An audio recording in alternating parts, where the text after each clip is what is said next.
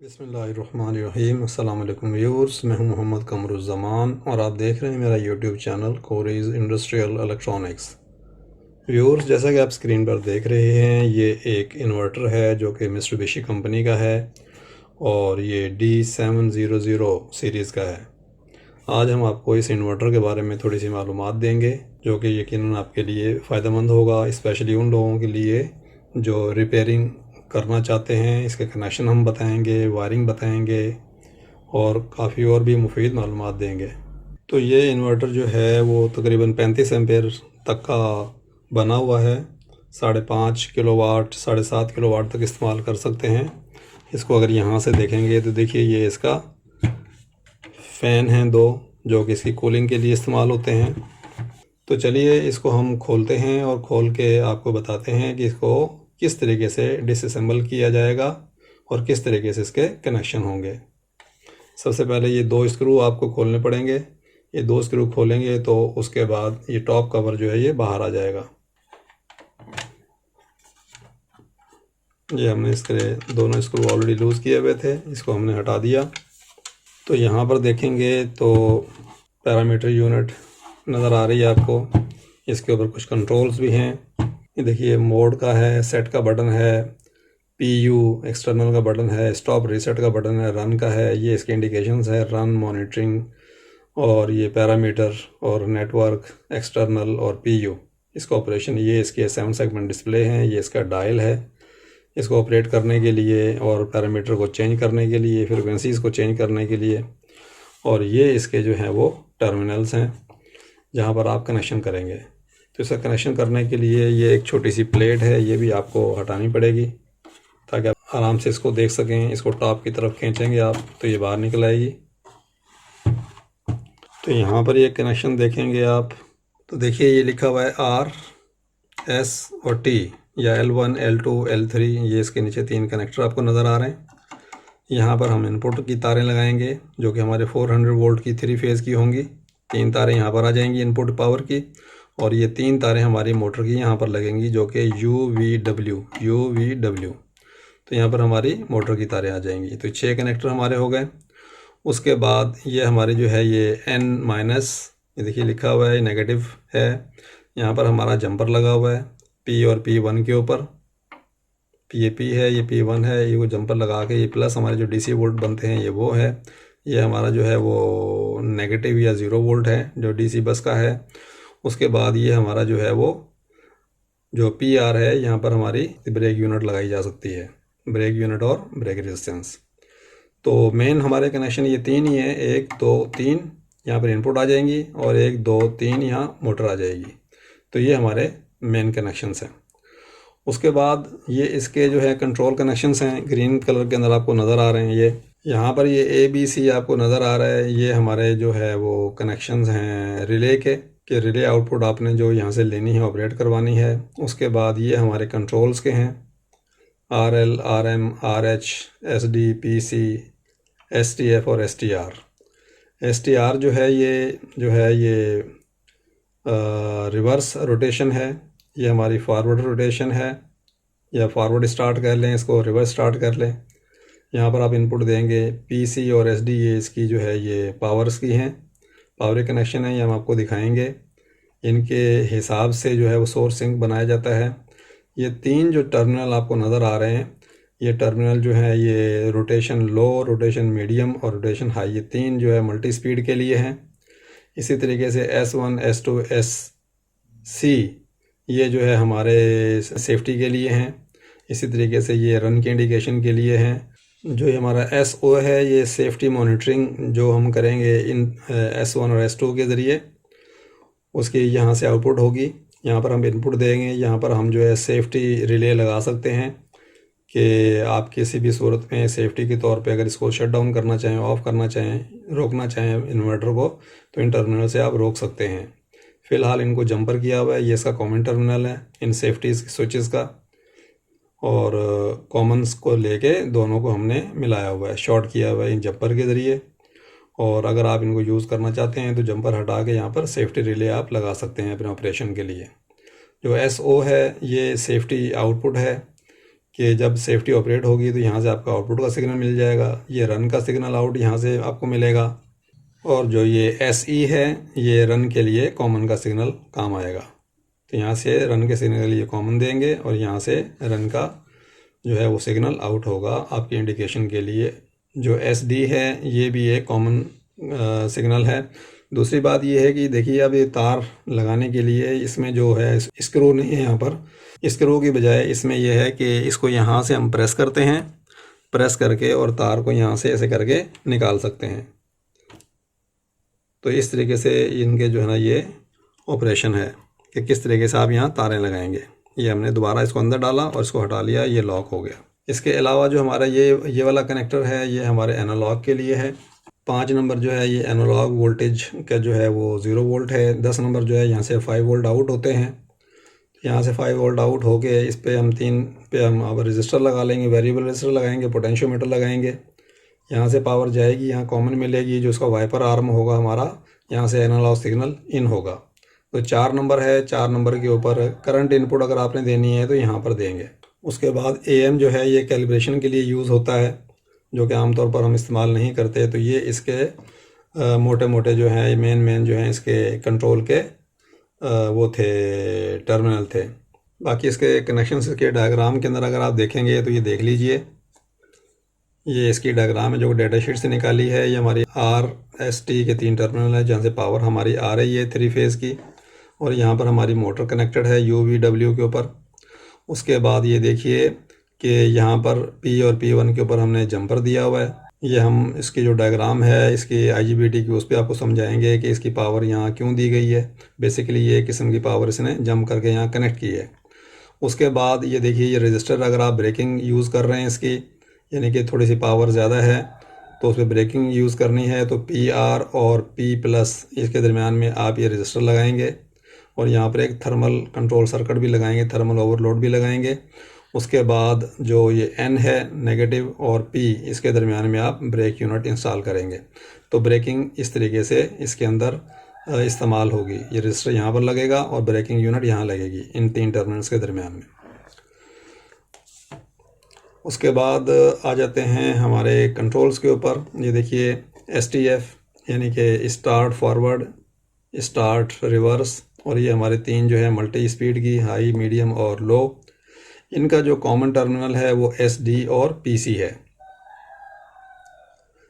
तो यहाँ पर इस वक्त जो है ये सिंक दिखाया गया है कि इस वक्त सिंक के हिसाब से इसको जो है वायर किया गया है। सिंक में क्या होगा कि यहाँ से देखिए ये 24 वोल्ट यहाँ से इंटरनली जो जनरेट हो रहे हैं वो यहाँ से आएंगे, यहाँ पर जाएंगे, और ये हमारे जो हैं वो ऑप्टो कपलर दिखाए हैं जो कि अंदर सर्किट हैं, और इनके अंदर डबल डायोड्स लगाई हैं ताकि हम सोर्सिंग दोनों को इस्तेमाल कर सकें। इसी तरीके से जो ये आपको कनेक्शन नज़र आ रहा है ये हमारा जो ग्राउंड का टर्मिनल है या 0 वोल्ट है। तो कोई भी सिग्नल होगा हमारा वो इन स्विचेस के ज़रिए इन होगा। फ़र्ज़ करें कि हम इसको स्टार्ट फॉरवर्ड करना चाहते हैं, फॉरवर्ड अपनी मोटर को चलाना चाहते हैं, तो क्या होगा कि ये वोल्टेज यहाँ से आएंगे इस तरीके से, ये प्लस वोल्ट हैं, प्लस वोल्ट यहाँ से आएंगे, और ये हमारी डायोड है जो कि ऑप्टो कपलर के अंदर लगी होती है, यहाँ से आएगी। यहाँ से आने के बाद ये हमारे जो वोल्ट है, करंट है, यहाँ से निकलेगा, प्लस यहाँ से निकल के ये रजिस्टर इंटरनली लगा हुआ है, यहाँ से निकल के इस पे आएगा, और जो ही ये स्विच जो है हम मेक करेंगे फॉरवर्ड वाला, तो ये करंट हमारा यहाँ से आके और यहाँ पर आके 0 वोल्ट पे आ जाएगा। तो इस तरीके से ये स्विचेस काम करते हैं। अगर आप इसको सिंक की बजाय सोर्स पे करना चाहते हैं तो ये जंपर यहाँ से निकाल के यहाँ लगा देंगे, तो ये हमारा रिवर्स काम करना शुरू कर देगा। तो इसकी डिटेल हम बाद में बताएंगे, फ़िलहाल हम आपको इसके कनेक्शन दिखा रहे हैं। तो ये देखिए ये एनालॉग के हैं। 10 नंबर जो पिन है उसके ऊपर जो है 5 वोल्ट आउट होते हैं। ये हमारा जो है वो वेरिएबल पोटेंशियोमीटर लगा हुआ है। ये हमारा 5 नंबर जो है एनालॉग का कॉमन है, 0 वोल्ट है इसका, और यहाँ से हमारा सिग्नल आएगा जो कि 0 से 5 वोल्ट या 0 से 10 वोल्ट का होगा। इसी तरीके से जो हमारा एनालॉग सिग्नल होगा वो इस प्लस जो है वो 4 नंबर पिन के ऊपर आएगा, और हमारा कॉमन टर्मिनल यही होगा 5 नंबर। और V और I यानी कि वोल्टेज इनपुट देनी है या करंट इनपुट देना है यहाँ पर, ये वोल्टेज इस्तेमाल करना है या करंट इस्तेमाल करना है, ये वोल्टेज के लिए, करंट के लिए, तो उसकी सिलेक्शन यहाँ से होगी। नीचे आ जाइए, ये हमने आपको बताया है S1 S2, ये हमारे जो है वो सेफ्टी के लिए हैं, जो कि इस वक्त शॉर्टेड हैं। अगर यहाँ पर आप दो जो है रिले लगा सकते हैं, एक S1 के ऊपर सेफ्टी रिले और एक S2 के ऊपर। उसके बाद जब ये सेफ्टी ऑपरेट होंगी तो S0 से हमारी सिग्नल आउट होगा, और जो कि हमें बताएगा कि इस वक्त हमारी सेफ्टी ऑपरेट हुई है। तो ये हमारा SD टर्मिनल है, जो कि कॉमन है इस FM के लिए। हमारे यहाँ AM लिखा हुआ है, तो AM की जो है वो कैलिब्रेशन के लिए यूज़ करते हैं, FM कैलिब्रेशन के लिए यूज़ करते हैं, इसके लिए मीटरिंग होती है, उसका ये है, ये हमारे यहाँ इस्तेमाल नहीं होगा। और अगर रन की आपने इंडिकेशन लेनी है तो रन आउटपुट जो है वो यहाँ से आउट होगा और उसका कॉमन यहाँ से होगा। ये हमारा अंदर लगा हुआ है, आउटपुट का ट्रांसफ़र लगा हुआ है। तो ये हमारी आउटपुट हो गई। ये हमारी रिले है। रिले में हमारी C टर्मिनल जो है कॉमन है, B टर्मिनल हमारा जो नॉर्मली क्लोज है, A हमारा नॉर्मली ओपन है। ये रिले उस वक्त ऑपरेट होगी जब हमारा सिस्टम में या इन्वर्टर में कोई फॉल्ट आएगा। इसके अलावा थोड़ा आसानी से इसका देखना चाहते हैं सोर्स और सिंक का, तो ये हमारा सिंक का कनेक्टर है, और ये हमारी सप्लाई है इंटरनल टॉप 24 वोल्ट। यहाँ से हमारे जो है वो प्लस वोल्ट निकलेंगे, प्लस 24 वोल्ट यहाँ से होके यहाँ पर आएंगे, यहाँ से होके ये हमारे ऑप्टिक कॉपलर से निकलेंगे, ऑप्टिक कॉपलर से निकल के यहाँ पर रजिस्टर, और ये हमारा फॉरवर्ड स्विच यहाँ से निकल के यहाँ पर आके, और ये हमारा कॉमन यानी कि 0 वोल्ट पे आ जाएंगे। ये अगर आपने इसको रिवर्स में चलाना है तो यहाँ से हमारे प्लस वोल्ट निकलेंगे, यहाँ से होते हुए यहाँ पर आएंगे, इसके अंदर से गुजर के यहाँ पर आएंगे, और यहाँ पर आके इस स्विच से जो ही प्रेस होगा यहाँ से गुजर के और यहाँ कॉमन में आ जाएंगे SD में। तो हमारा सिंक के लिए SD का हमारा जो है वो एज अ कॉमन इस्तेमाल होगा। और अगर आप इसको as a common source use करना चाहेंगे तो ये देखिए जंपर हमारा कॉमन सोर्स पे लगा दिया। ये हमारी इंटरनल बैटरी है, यानी कि इंटरनल पावर है 24 वोल्ट। तो यहाँ पर हमारा जो है PC जो है वो हमने इसको एज अ कॉमन लिया है। तो हमारे प्लस वोल्ट यहाँ से निकलेंगे, यहाँ पर आएंगे, स्विच के ऊपर आएंगे। अगर फॉरवर्ड चला रहे हैं तो यहाँ से आके जब स्विच बनेगा तो यहाँ से आके ये हमारे प्लस वोल्ट आएंगे, इस डायोड के थ्रू होके यहाँ पर आएंगे, इस डायोड के थ्रू, और 0 वोल्ट पे आ जाएंगे यहाँ पर। और अगर आप रिवर्स में चलाना चाहते हैं तो प्लस यहाँ से आएगा, यहाँ से होता हुआ यहाँ पर, और आपका जो ये STR है यानी कि रिवर्स वाला स्विच बनेगा, यहाँ से आके रजिस्टर के थ्रू होके ये वाला ऑप्टो कपलर काम करेगा, और यहाँ से आपको 0 वोल्ट पे आ जाएगा। तो इस तरीके से सोर्स कनेक्शन होंगे। तो ये हमने बताए आपको स्टार्ट फॉरवर्ड और स्टार्ट रिवर्स। इसी तरीके से इसके मल्टी फंक्शन के जो हैं हाई मीडियम लो, उसके कनेक्शन इसी तरीके से होंगे। तो इसको मज़ीद जो है वो डिसअसेंबल करने के लिए हमें ये वाला कवर रिमूव करना पड़ेगा, और ये कवर रिमूव करने के लिए हमें एक पेचकस चाहिएगा। ये हमारे जो है इसके लॉक्स हैं, इसके लॉक्स हम यहाँ से ओपन करेंगे इस तरीके से। 2 लॉक इसके उस तरफ हैं, इसको यहाँ से उल्टा करेंगे, यहाँ से ये किया और इसको ये किया। उसके बाद इसको सीधा करेंगे तो ये हमारा इसका ये कवर भी निकल आएगा। ये हमारा कवर यहाँ पर आ गया, और इस कवर में आप देखेंगे कि 2 इसके कनेक्टर लगे हुए हैं। ये कनेक्टर हम यहाँ से रिमूव कर सकते हैं। ये हमने रिमूव कर लिया। ये हमारे कंट्रोल्स के और इंडिकेशंस के कनेक्टर हैं। ये हमारी जो डिस्प्ले यूनिट है या पैरामीटर यूनिट है, यहाँ पर हमारे यहाँ से कनेक्शन इसके जाएंगे। यहाँ पर इसमें हमारा ये मेन प्रोसेसर लगा हुआ है।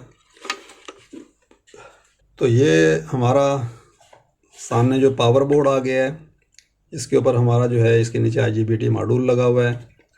तो इसको खोलने के ये तरीके हैं कि ये हमारे जो है ये 2 अदद कैपेसिटर लगे हुए हैं। मेक श्योर के इसको टच करने से पहले आपने इनको शॉर्ट करना है। गो कि ये रजिस्टर लगे हुए हैं, 75 किलो ओम के लगे हुए हैं। ये इनको डिस्चार्जिंग रजिस्टर है।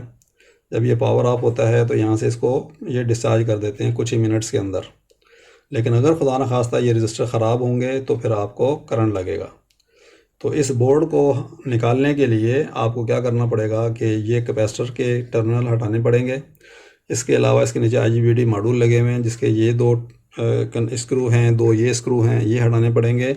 और इस बोर्ड के ये 5 स्क्रू हैं, ये हटाने पड़ेंगे। और इसके साइड में जो है वो हमारा जो ये फ़ैन है, ये हटाना पड़ेगा। तो फ़ैन को ओपन करने के लिए इसका एक्सेस ये है कि ये इसके दो लॉक्स हैं, यहाँ से आप इसको बाहर निकालेंगे। बाहर निकालने के बाद ये इसकी वायरिंग है दोनों फैंस की। इसके कनेक्टर्स यहाँ पर भी हैं, ये देखिए, ये हम यहाँ से इसको खींचेंगे तो ये हमारा फ़ैन बाहर आ गया। और ये जो फ़ैन है, ये हमारा फ़ैन जो है 24 वोल्ट डीसी का है। इसी तरीके से ये वाला फ़ैन जो है इसको निकालेंगे तो ये फ़ैन भी हमारा 24 वोल्ट डीसी का है। तो ये दो फ़ैन 24 वोल्ट के हैं। यहाँ से ये हमारा आज़ाद हो गया है, लेकिन आपको इसको ऊपर से भी आज़ाद करना पड़ेगा। यहाँ से भी आपको इनको कनेक्टर निकालने पड़ेंगे। दोनों कनेक्टर हैं ये 24 वोल्ट के, ये निकाल दिया, ये निकाल दिया। उसके बाद हम क्या करेंगे कि इसके स्क्रू सारे खोलते हैं। ये पहले रजिस्टर खोल लेते हैं। इसके नीचे जो है पावर कैपेसिटर लगे हुए हैं, जो कि फ़िल्ट्रेशन के लिए हमारी जो डीसी बनती है एसी से डीसी, यहाँ जो एसी हम देते हैं 3 फेज़ की, वो डीसी बनती है वाया आईजीबीटी मॉड्यूल के से आउटपुट हो गए इन पे आते हैं कैपेसिटर्स के ऊपर। ये कैपेसिटर्स जो हैं वो उनको डीसी को फ़िल्टर आउट करते हैं। ये एक हमने खोल लिया और ये दूसरा हम खोल रहे हैं। तो उसके बाद आपने जो है ये 4 स्क्रू हैं आईजीबीटी मॉड्यूल को होल्ड करने के लिए, वो आपने खोलने हैं। एक स्क्रू हमारा यहाँ पर है,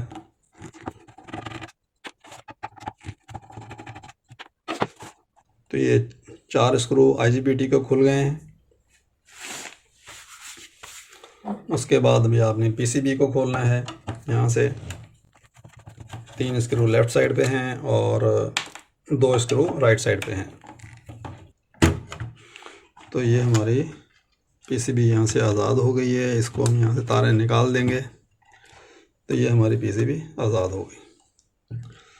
तो ये देखिए इसके नीचे ये हमारा जो है हीट सिंक है। इस हीट सिंक को यहाँ से जो है पंखे ठंडा करते हैं। ये हीट सिंक का कंपाउंड लगा हुआ है जो कि हमारे आईजीबीटी मॉड्यूल से हीट लेता है और इसको सिल्वर की बॉडी है इसकी हीट सिंक की, इसके अंदर ट्रांसफ़र करता है और उसके बाद हवा के ज़रिए हमारा जो है वो हीट सिंक ठंडी हो जाती है। ये हमारे कैपेसिटर्स हैं। ये देखिए, ये निशिकॉम कंपनी का कैपेसिटर है और इसकी जो यूएफ हैं वो तकरीबन 1400 से 1500 के यूएफ के दरमियान में होने चाहिए और 400 से 450 वोल्ट तक ये हैंडल करते हैं।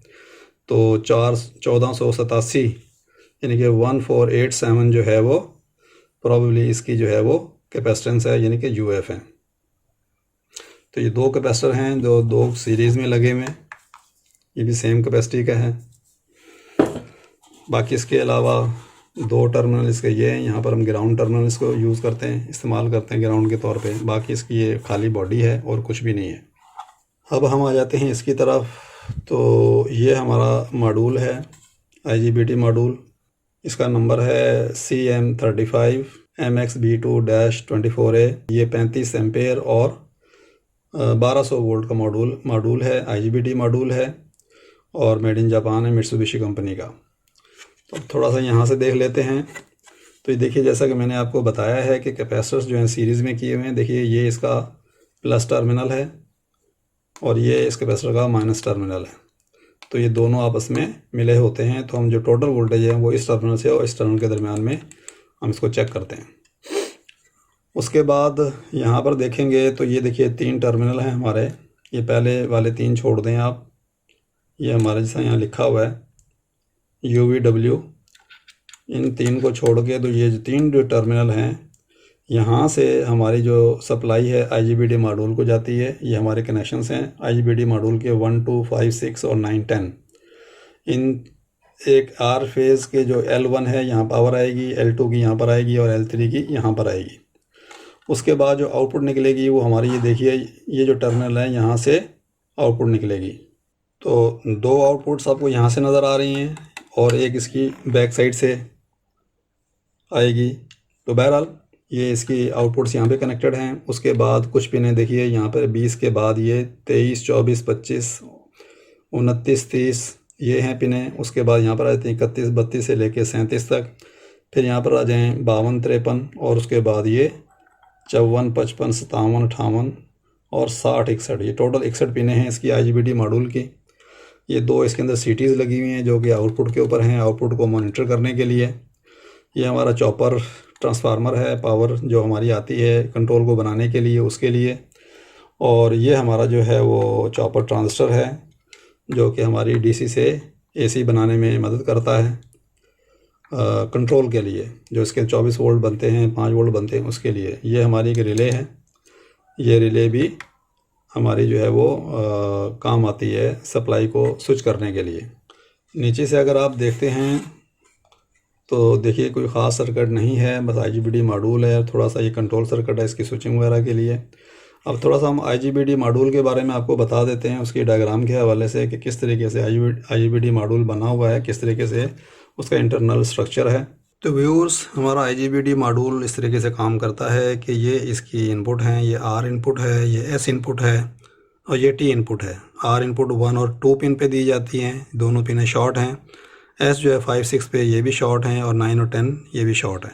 यहाँ पर हमारे 3 फेज़ आएंगे इनपुट पावर के और यहाँ पर हमारी DC बनेगी। यहाँ पर हमारी जो है वो 0 वोल्ट होंगे, यहाँ पर हमारे प्लस वोल्ट होंगे जो कि तकरीबन जो है वो 500-600 वोल्ट होंगे 3 फेज़ के, 400 के, बल्कि तकरीबन 600 वोल्ट होंगे। उसके बाद जो है बाकी मॉड्यूल के अंदर हमारा यहाँ पे जब DC बन जाएगी तो यहाँ पर हमारा जो है वो 2 कैपेसिटर लगे हुए हैं यहाँ पर, उसको पावर को फ़िल्टर आउट करने के लिए, स्मूथिंग करने के लिए, ताकि पल्सेस वगैरह उसमें से AC रिपल्स ख़त्म हो जाएं। वो 2 कैपेसिटर हमारे यहाँ पर लगे हैं।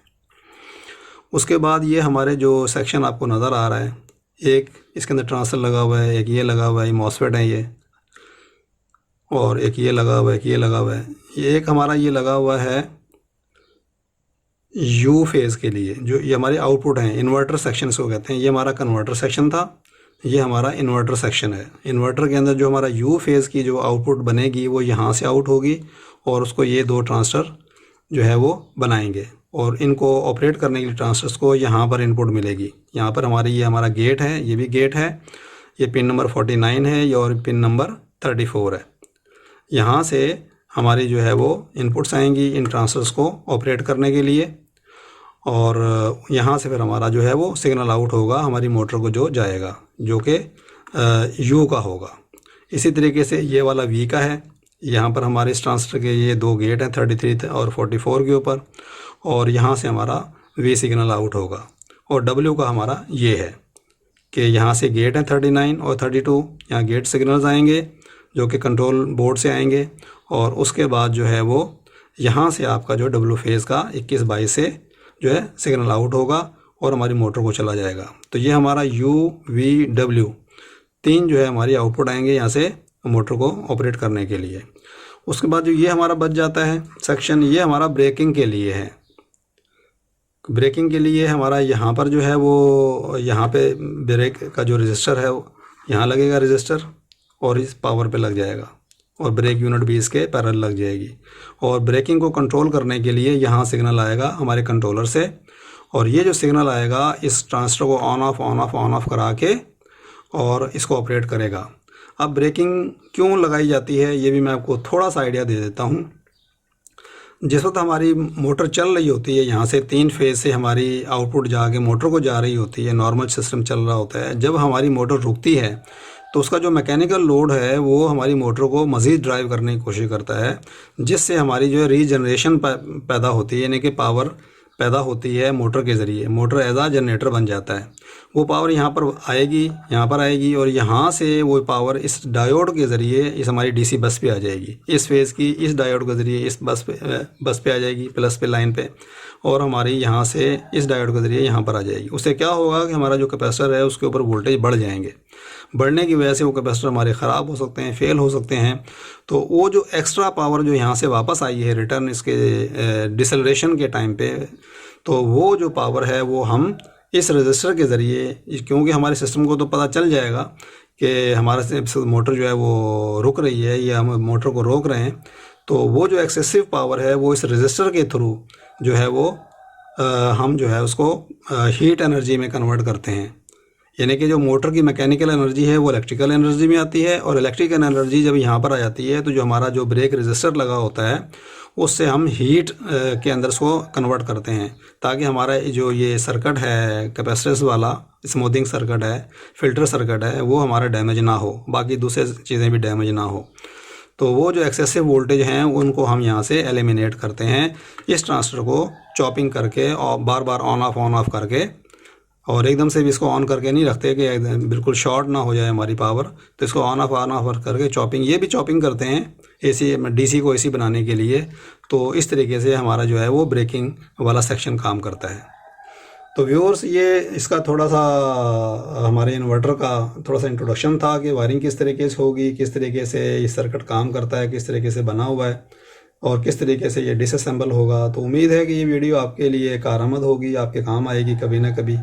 आपको इन्वर्टर्स के बारे में भी आपको थोड़ा सा नॉलेज क्लियर हुआ होगा। तो आज के लिए इतना काफ़ी है, मिलते हैं इंशाल्लाह नेक्स्ट वीडियो में। जब तक के लिए अल्लाह हाफ़िज़।